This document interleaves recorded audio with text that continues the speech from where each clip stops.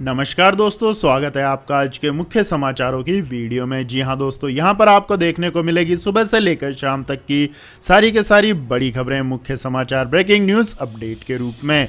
तो दोस्तों आपसे रिक्वेस्ट है इस वीडियो को ज़्यादा से ज़्यादा लाइक और शेयर करें।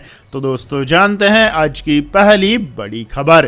कोरोना का मिला नया वेरिएंट, ओमिक्रॉन से भी ज़्यादा तेजी से फैलने की है आशंका। जी हां दोस्तों, पूरी दुनिया में इस समय कोरोना का नया ओमिक्रॉन वेरिएंट अपने पैर पसार कर कोरोना की लहर लाने का काम कर रहा है। भारत के भी कई राज्यों में ओमिक्रॉन की वजह से रोजाना आने वाले मामलों में कई गुना वृद्धि हो रही है। इन सब के बीच फ्रांस में कोरोना का नया IHU वेरिएंट मिला है जो ओमिक्रॉन से भी ज्यादा म्यूटेंट है। आपको बता दें दोस्तों, फ्रांस के शहर मेर्सिली में मिले IHU वेरिएंट से संक्रमित 12 लोग मध्य नवंबर में अफ्रीकी देश कैमरून से लौटे थे, जिसके बाद एयरपोर्ट पर इनका कोविड टेस्ट पॉजिटिव आया था।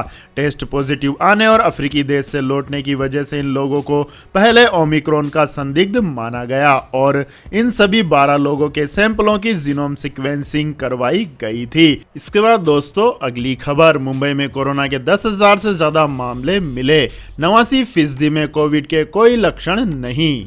जी हां दोस्तों, मुंबई में कोरोना के मामलों में बड़ा उछाल देखने को मिला है। मंगलवार को महाराष्ट्र की राजधानी मुंबई में कोरोना के 10,860 नए मरीज मिले हैं, जो सोमवार के मुकाबले 34% अधिक है। हालांकि इन मामलों में 89% के कोई लक्षण नहीं पाए गए हैं। नए मरीजों में से 834 को अस्पताल में भर्ती कराना पड़ा है। इनमें से 52 को ऑक्सीजन की जरूरत पड़ी है, वहीं 2 मरीजों की मौत भी हुई है। स्वास्थ्य विभाग ने कुल 49,661 कोविड टेस्ट भी किए हैं। आपको बता दें दोस्तों, मुंबई में बढ़ते मामलों के बीच BMC की मेयर ने कहा है कि अगर ओमिक्रॉन की सुनामी भी आती है तो हम उसका सामना करने को भी तैयार हैं।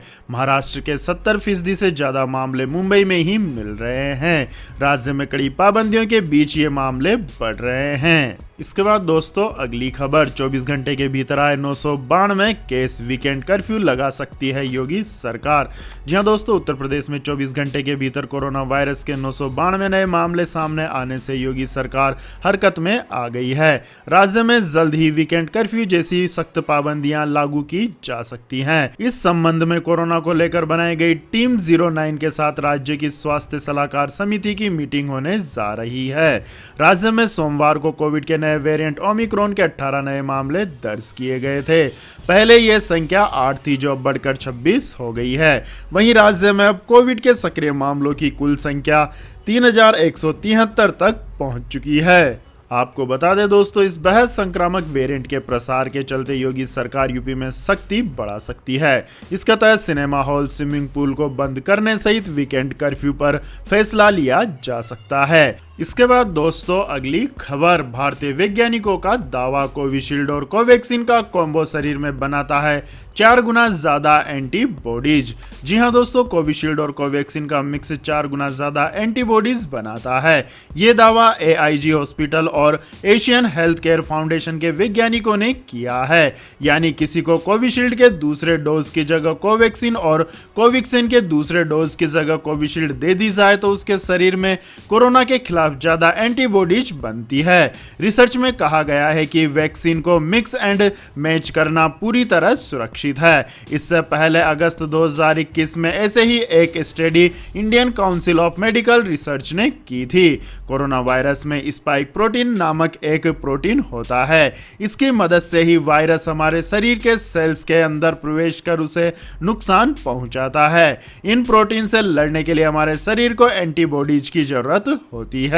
AIG अस्पताल के प्रमुख डॉक्टर डी नागेश्वर रेड्डी का कहना है कि 2 डोज वाली समान वैक्सीन के मुकाबले मिक्स वैक्सीन शरीर में 4 गुना ज्यादा एंटीबॉडीज बनाती है। इससे वायरस जल्द ही खत्म होता है। वैज्ञानिकों के मुताबिक कोविशील्ड और कोवैक्सीन की मिक्स खुराक हमारे लिए पूरी तरह सुरक्षित है। इसके बाद दोस्तों अगली खबर, सिख महिला प्रीत चंडी ने रच दिया इतिहास, दक्षिणी ध्रुव पर अकेले पहुंचने वाली पहली गैर श्वेत महिला। जी जी हां दोस्तों, ब्रिटिश मूल की सिख सेना अधिकारी प्रीत चंडी ने अकेले दक्षिणी ध्रुव का सफर पूरा करने वाली पहली गैर श्वेत महिला बनकर इतिहास रच दिया है। रिपोर्ट के अनुसार चंडी का साहसिक कार्य पिछले साल नवंबर में शुरू हुआ था, जब उन्होंने अंटार्कटिक के हरक्यूलिस इनलेट में असमर्थित अपनी यात्रा शुरू की। उसने अगले कुछ सप्ताह अंटार्कटिका में अकेले स्कीइंग करते हुए बिताए और 3 जनवरी को घोषणा की कि उन्होंने 40 दिनों में 700 मील यानी कि 1126 किलोमीटर का ट्रैक पूरा कर लिया है।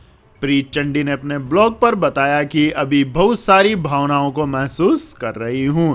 इससे पहले चंडी ने कहा था कि अंटार्कटिका पृथ्वी पर सबसे ठंडा, सबसे ऊंचा, सबसे शुष्क और सबसे हवा वाला द्वीप है। वहां कोई भी स्थायी रूप से नहीं रहता है। जब मैंने पहली बार योजना बनाना शुरू किया था तो मुझे महाद्वीप के बारे में ज़्यादा जानकारी नहीं थी और इसी ने मुझे वहां जाने के लिए प्रेरित किया। उन्होंने अपने दक्षिणी ध्रुव की यात्रा अभियान की तैयारी में 2.5 साल बिताए, जिसमें फ्रेंच एल्पास में क्रेवास प्रशिक्षण और आइसलैंड में ट्रेकिंग शामिल हैं। इसके बाद दोस्तों अगली खबर, भारत वर्सेस साउथ अफ्रीका दूसरा टेस्ट। दूसरी पारी में भारत ने 85 रन पर 2 विकेट गंवाए। लीड 58 रनों की हुई। शार्दुल ने 7 विकेट लेकर साउथ अफ्रीका को 229 पर समेटा। जी हां दोस्तों, जोहानिसबर्ग टेस्ट के दूसरे दिन स्टंप्स तक टीम इंडिया ने अपनी दूसरी पारी में 2 विकेट खोकर 85 रन बनाए हैं।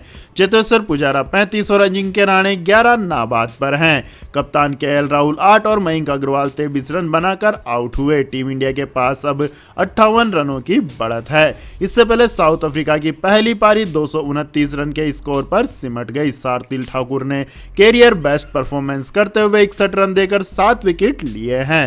मोहम्मद सामी ने 2 और जसप्रीत बुमराह ने 1 विकेट लिया है। शार्दुल इस ग्राउंड पर एक पारी में सबसे ज्यादा अच्छा प्रदर्शन करने वाले भारतीय गेंदबाज बन गए हैं। उन्होंने अनिल कुंबले के 53 पे 6 का रिकॉर्ड तोड़ा है। आपको बता दें दोस्तों, मेजबान टीम ने पहली पारी के आधार पर 27 रनों की बढ़त हासिल की है। भारत ने पहली पारी में 202 रन बनाए थे। साउथ अफ्रीका की ओर से कीगन पीटरसन ने 62 और तेम्बा बाउमा ने 51 रन बनाए हैं। इसके बाद दोस्तों अगली खबर, हवाई यात्रियों को झटका। इन रूट्स पर 3 महीने तक के लिए कैंसिल कर दी गई फ्लाइट्स।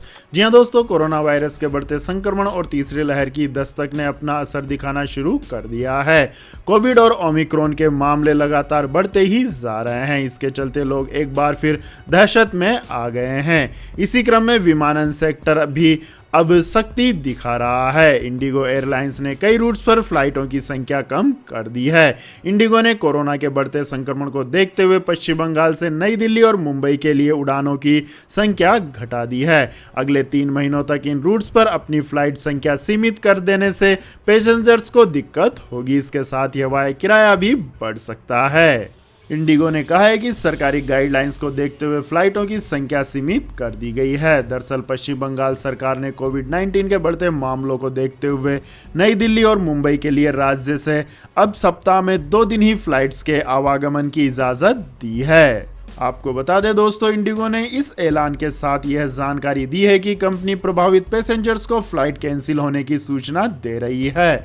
जिन पैसेंजर्स ने टिकट बुक कराई है और उनकी फ्लाइट कैंसिल हुई है, वो इंडिगो की वेबसाइट पर जाकर रिफंड के लिए क्लेम कर सकते हैं या फिर इच्छानुसार दूसरी फ्लाइट चुन सकते हैं। इसके लिए पैसेंजर्स को इंडिगो वेबसाइट www.goindigo.in पर जाकर प्लान बी पर क्लिक करना होगा। इसके बाद दोस्तों जान लेते हैं मौसम अपडेट्स। लेकिन दोस्तों मौसम अपडेट्स जानने से पहले आप लोगों से गुजारिश है कि इस वीडियो में दिखाई गई खबरें अगर आपको पसंद आई हो तो इस वीडियो को लाइक करें, शेयर करें और हमारे चैनल को सब्सक्राइब करें। तो दोस्तों जानते हैं आज के मौसम अपडेट्स। उत्तर भारत में शीतलहर, हिमाचल में 24 घंटों में ताज़ा बर्फबारी। मौसम विभाग का अगले 48 घंटों का अलर्ट जारी। जी हां दोस्तों, पूरे उत्तर भारत में शीतलहर, बारिश और पर्वतीय इलाकों में बर्फबारी के समाचार हैं। घने कोहरे और शीतलहर के कारण मैदानी इलाकों में भी जनजीवन प्रभावित है। वहीं हिमाचल प्रदेश में मंगलवार को ताजा बर्फबारी हुई है। यहां बीते 24 घंटों के दौरान लाहौल स्पीति, कुल्लू, किन्नौर, शिमला, सिरमौर, चंबा और मंडी के ऊंचे पहाड़ों में बर्फबारी और बारिश हुई है। केलांग में न्यूनतम तापमान -4 डिग्री सेल्सियस दर्ज किया गया। अगले 48 घंटों के लिए राज्य में बारिश के लिए येलो अलर्ट जारी किया गया है। हिमाचल प्रदेश के IMD प्रमुख सुरेंद्र पाल ने यह जानकारी दी। इसी के साथ दोस्तों मौसम विज्ञान कार्यालय ने कहा है कि उत्तर भारत में खराब मौसम के कारण सड़क एवं हवाई यातायात प्रभावित हो सकते हैं। कश्मीर घाटी इन दिनों 40 दिनों की सबसे भीषण सर्दी की चपेट में है, जिसे चिल्लई कला भी कहा जाता है। पर्वतीय इलाकों में कई स्थानों पर तापमान शून्य के करीब है। पूरा उत्तर और पूर्वी भारत कड़ाके की ठंड की चपेट में है। मैदानी भागों में भी इसका असर देखने को मिल रहा है। घने कोहरे और ठंडी हवाओं से आम लोग की मुश्किलें बढ़ी हुई हैं। इसके बाद दोस्तों अगली खबर, अब बिना रिजर्वेशन ट्रेन का सफर जाने इंडियन रेलवे की सुविधा का कैसे उठा सकते हैं फायदा। जी हां दोस्तों, ट्रेन से यात्रा करने वालों के लिए खुशखबरी है। इंडियन रेलवे ने नए साल पर यात्रियों के लिए खास सुविधा शुरू की है। इस सुविधा के शुरू होने से सामान्य यानी जनरल डिब्बों में अनारक्षित यात्रा करने वाले यात्रियों को बड़ी राहत मिलेगी। दरअसल रेलवे ने 1 जनवरी 2022 से सामान्य श्रेणी में अनारक्षित टिकट पर यात्रा करने की सुविधा शुरू की है। उत्तर रेलवे ने उन ट्रेनों की लिस्ट भी जारी की है जिनमें यात्रियों को यह सुविधा दी जाएगी। इंडियन रेलवे ने सामान्य श्रेणी के कोचों में अनारक्षित टिकट पर यात्रा की सुविधा शुरू करने के साथ ही यह भी कहा है कि यात्रा के दौरान लोगों को कोरोना के सभी नियमों का पालन करना अनिवार्य होगा। यानी लोगों के चेहरे पर मास्क होना चाहिए, सैनिटाइजेशन का ध्यान देना होगा और साथ ही सोशल डिस्टेंसिंग को पूरी तरह फॉलो करना होगा। इसके बाद दोस्तों अगली खबर, सूर्य नमस्कार के खिलाफ मुस्लिम पर्सनल लॉ बोर्ड ने खोला मोर्चा। जी हां दोस्तों, all India Muslim personal law board ने सूर्य नमस्कार का विरोध किया है। AIMPLB के मुताबिक सरकार ने निर्देश जारी किया है कि आज़ादी के 75 साल पूरे होने के मौके पर 1 से 7 जनवरी तक स्कूलों में सूर्य नमस्कार करवाया जाए। इस पर all India Muslim personal law board का कहना है कि सूर्य नमस्कार एक तरह से सूर्य की पूजा करना है और इस्लाम इसकी इजाजत नहीं देता है। All India Muslim personal law board के महासचिव मौलाना खालिद सैफुल्लाह रहमानी ने कहा है कि भारत एक धर्मनिरपेक्ष, बहुधार्मिक और बहुसांस्कृतिक देश है। इन्हीं सिद्धांतों के आधार पर हमारा संविधान लिखा गया है। संविधान हमें इसकी अनुमति नहीं देता है कि सरकारी शिक्षण संस्थानों में किसी धर्म विशेष की शिक्षाएं दी जाएं या किसी विशेष समूह की मान्यताओं के आधार पर समारोह आयोजित किए जाएं। उन्होंने आगे कहा कि सूर्य नमस्कार सूर्य की पूजा का एक रूप है। इस्लाम और देश के अन्य अल्पसंख्यक न तो सूर्य को देवता मानते हैं और न ही उसकी उपासना को सही मानते हैं। इसलिए सरकार का यह फर्ज है कि वो ऐसे निर्देशों को वापस ले और देश के धर्मनिरपेक्ष मूल्यों का सम्मान करे। इसके बाद दोस्तों अगली खबर, बिटकॉइन में नहीं थम रही गिरावट। बीते 24 घंटों में 29,176 रुपए हुआ सस्ता। जी हां दोस्तों, प्रमुख क्रिप्टो करेंसी में गिरावट जारी है। यानी मंगलवार को भी बिटकॉइन और इथेरियम सहित कई करेंसियों में गिरावट देखी जा रही है।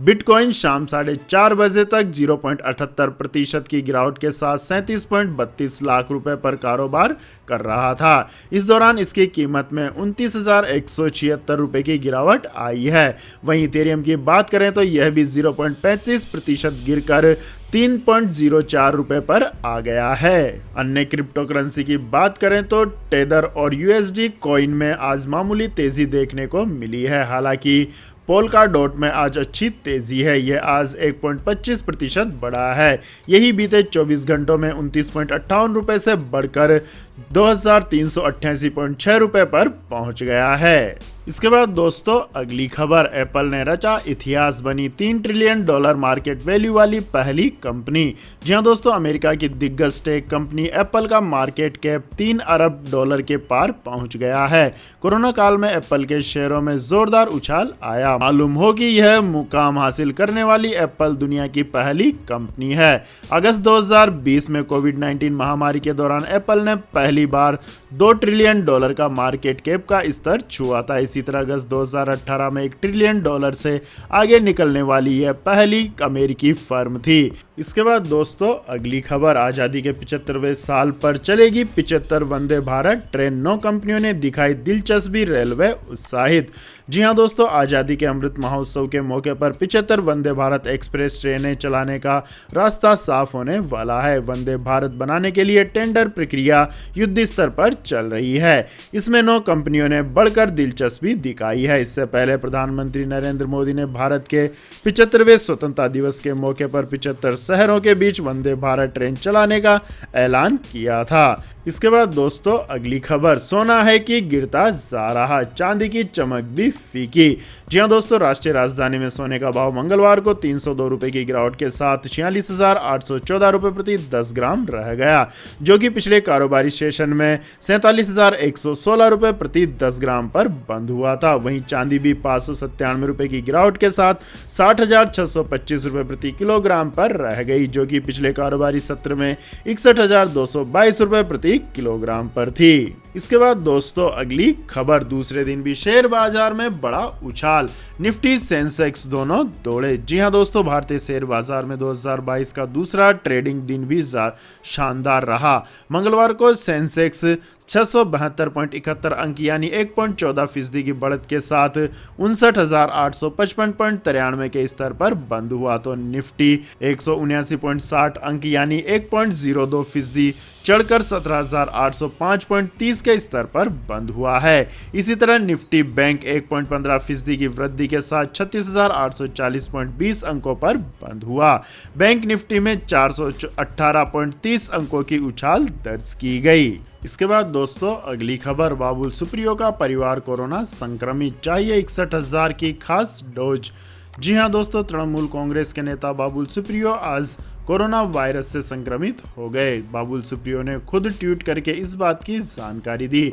बाबुल सुप्रियो ने बताया कि उनके साथ उनके पिता, पत्नी और कई कर्मचारी भी संक्रमित हो गए हैं। बाबुल सुप्रियो ने ट्वीट कर कहा कि मैं, मेरी पत्नी, पिता और कई कर्मचारी कोरोना पॉजिटिव पाए गए हैं, लेकिन मेरी चिंता है कि 61,000 रुपए का कॉकटेल जेब कोरोना से गंभीर रूप से पीड़ित मरीजों को दिया जाता है। मेरे पिता की उम्र 84 साल है, उन्हें जेब की जरूरत थी, मुझे इसे ऑन द स्पॉट खरीदना पड़ा। अगर आर्थिक रूप से कमजोर किसी को इसकी जरूरत हो तो वो कैसे खरीदेगा। टीएमसी नेता बाबुल सुप्रियो ने अपने अगले ट्वीट में लिखा कि चूंकि वैक्सीनेशन पूरा करवा चुके लोगों में नए इन्फेक्शन के लिए इम्यूनिटी नहीं है, इसलिए सरकार को देश में जारी टीकाकरण अभियान के साथ साथ सरकारी अस्पतालों में इस जेब को उपलब्ध कराने के लिए तेजी से काम करना चाहिए। टीकाकरण जरूरी है, लेकिन कॉकटेल जेब समय की जरूरत है। इसके बाद दोस्तों अगली खबर, दिवालिया होने के कगार पर श्रीलंका, महामारी के बाद 5 लाख लोग गरीबी रेखा से नीचे।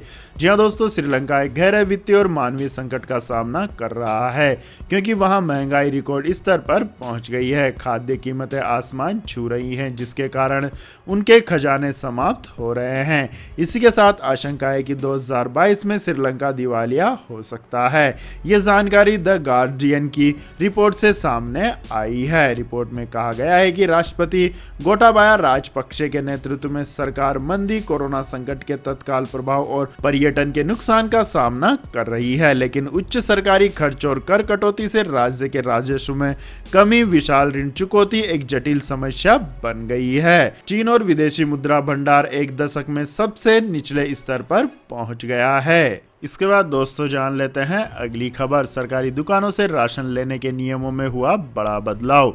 जी हां दोस्तों, राशन कार्ड के लाभार्थियों के लिए एक बड़ी खबर है। खाद्य एवं सार्वजनिक वितरण विभाग ने राशन कार्ड के नियमों में बड़ा बदलाव किया है। दरअसल विभाग ने सरकारी राशन की दुकानों से राशन लेने वाले पात्र लोगों के लिए यह तय किए गए मानकों में बदलाव कर दिया है। नए मानक का प्रारूप अब लगभग तैयार हो गया है। इस संबंध में राज्य सरकारों के साथ कई दौर की बैठक भी हो चुकी है। खाद्य एवं सार्वजनिक वितरण विभाग के अनुसार इस समय देश में 80 करोड़ लोग नेशनल फूड सिक्योरिटी एक्ट का लाभ उठा रहे हैं।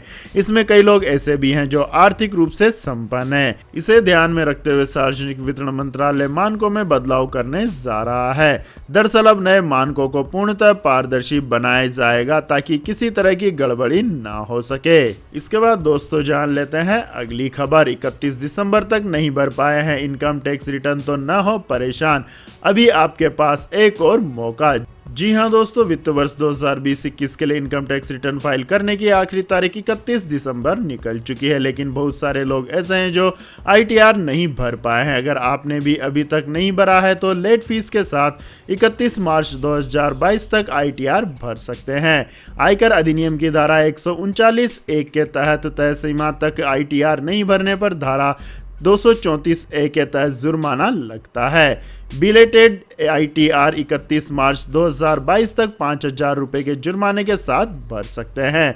वहीं अगर करदाता की कुल आय 5 लाख रुपया इससे कम है तो उसे 1,000 रुपए ही जुर्माना देना होगा। आय 2.5 लाख रुपए से कम होने पर बिना जुर्माना रिटर्न भर सकते हैं। इसके बाद दोस्तों अगली खबर, पहली बार महिला के हाथों में देश की सबसे बड़ी ऊर्जा कंपनी ONGC की कमान, अलका मित्तल बनी कंपनी की CMD।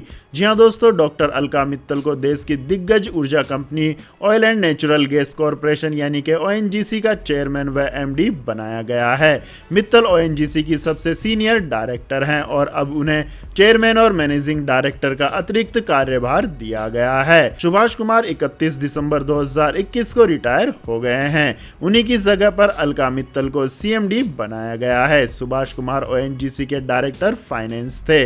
उन्हें पिछले साल अप्रैल में CMD का पद दिया गया था। पिछले साल फरवरी से अब तक ONGC में फुल टाइम चेयरमैन की नियुक्ति नहीं हुई है। आपको बता दें दोस्तों, ONGC भारत में कच्चे तेल और गैस के उत्पादन में 31% का योगदान करती है। ONGC की 20 देशों Azerbaijan, Bangladesh, Brazil, Colombia, Iraq, Israel, Iran, Kazakhstan, Libya, Mozambique, Myanmar, Namibia, रूस, दक्षिणी सूडान, सीरिया, यूनाइटेड अरब इमारात, वेनेजुएला, वियतनाम और न्यूजीलैंड में 41 परियोजनाओं में सहभागीदारी है। ONGC की स्थापना 1993 में की गई थी। तो यह थी दोस्तों आज के सभी महत्वपूर्ण बड़ी खबरें। और दोस्तों बारी आती है आज के माइंड क्विज क्वेश्चन की, जिसका जवाब देकर आप बन सकते हैं एक शानदार उपहार के विजेता। तो दोस्तों आज का सवाल है, भारत के प्रथम शिक्षा मंत्री का नाम क्या था? जी हाँ दोस्तों, अगर आपको इस सवाल का जवाब आता है तो तुरंत कमेंट सेक्शन में लिख दीजिए। इस वीडियो को लाइक कीजिए, शेयर कीजिए और हमारे चैनल को सब्सक्राइब करके बेल आइकन का बटन भी दबा लें। धन्यवाद। जय हिंद, जय भारत, वंदे मातरम।